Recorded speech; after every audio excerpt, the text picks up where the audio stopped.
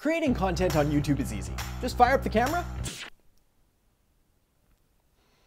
Creating content on YouTube is easy. Just fire up the camera, hit record, and you're off to the races. But if you've ever tried this just wing it strategy, well, then you know that success isn't as easy as just creating content, putting it up there, and hoping for the best. Nope, you need to create great content. Which is why in today's episode, we're talking all about how to create great content for YouTube. Let's get to it.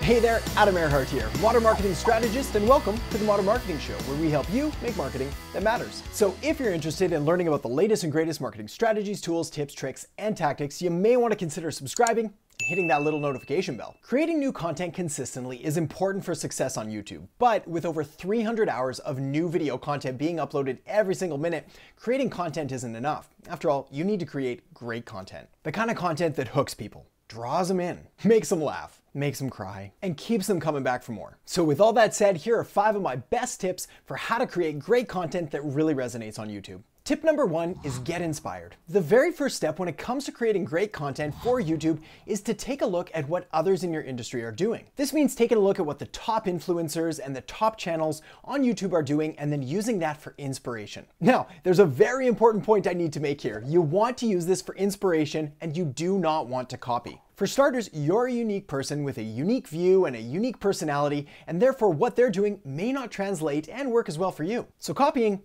isn't an effective strategy. Not to mention, it's kind of slimy and it's kind of sleazy and it's kind of unoriginal when you go and just rip something off directly. So look at other channels, take inspiration from that, and then apply it and make it yours. Next, take a look at what other channels in other industries are doing, not just your specific industry. This is a great way to get some really creative ideas by looking at what others outside of your industry are doing, which again is going to provide some fresh insight and some fresh new ideas that you can apply to your channel. When you're taking a look at other channels, whether in your industry or from other industries, ask yourself questions like, are they using B-roll? Are the videos professionally produced or kind of shot with a handheld iPhone? Are they using snazzy titles, graphics, motion graphics, or anything like that, or not? What do I like best about this channel, and what do I really dislike? And most importantly, what can I take and apply to my own channel that's going to allow me to come off as authentic and genuine and true to myself? As someone who loves creating these videos, I'm always looking for inspiration, both in my industry and from other industries. So in the comments section below, let me know who are your 1 or 2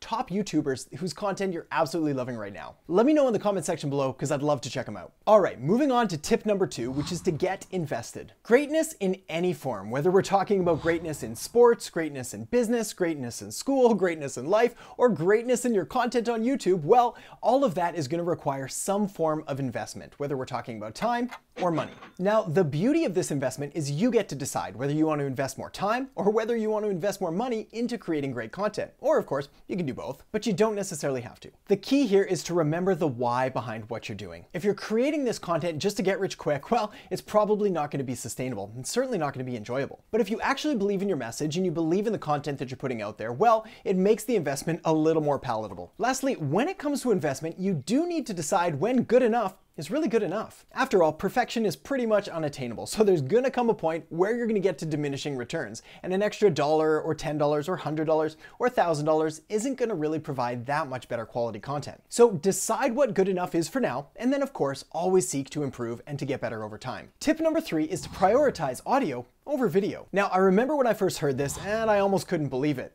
That is until I watched a few videos with terrible audio quality. And that is that audio quality is significantly more important than video quality. Now, this is actually really good news because what it means is that the camera that you've got in your phone is likely good enough to get started with. And the only thing that you probably need to invest in is a decent microphone. Fortunately, you can get a lavalier mic for as little as about $100 that's going to produce some really premium quality sound. And of course, over time, you can choose to invest in a better or more professional mic if you choose. Just remember though, you do need to have really clear and really crisp audio. Otherwise, you're going to get drop off. Your videos will be painful to watch and your content will suffer. All right, enough said on that. Let's move on. Tip number 4 is to have a plan. Now, when it comes to creating great content for YouTube, you can choose to either go by a script or not go by a script. But regardless, you're probably going to want to have some form of notes or some kind of structure to the content you're putting out there. You see, by doing a little bit of planning ahead of time and having some kind of strategic structure to your content, you're going to make sure that you've got that beginning, you've got the middle, and you've got the end.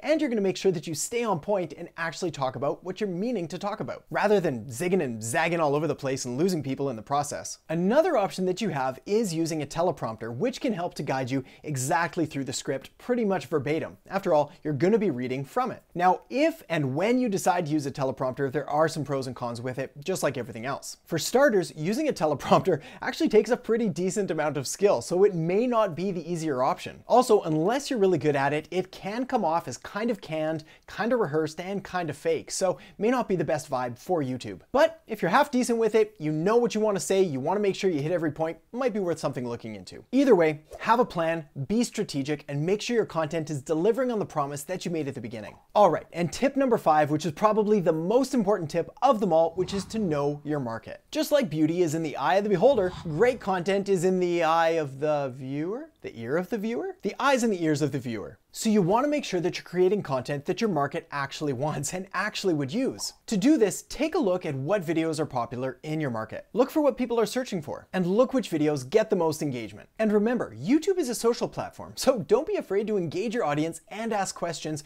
rather than just giving a monologue, which is a great opportunity for me to ask you. Let me know in the comments section below, what's the best YouTube video that you've seen in the last 30 days? And let me know what was so special about it and what really made it interesting or intriguing or entertaining.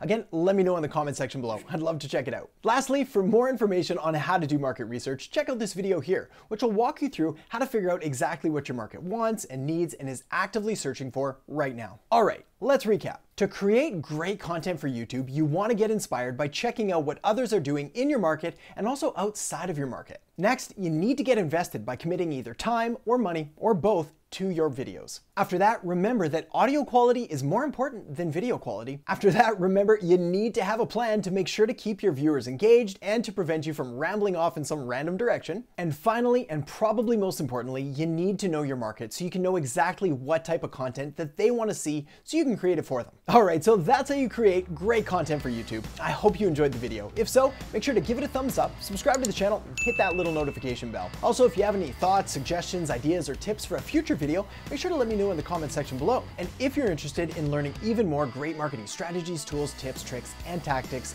make sure to head over to AdamErhart.com, which is packed with all sorts of different videos and podcasts and articles and resources to really help take your business and your marketing results to the next level and way beyond that. So thanks so much for watching, and I'll catch you next time on The Modern Marketing Show.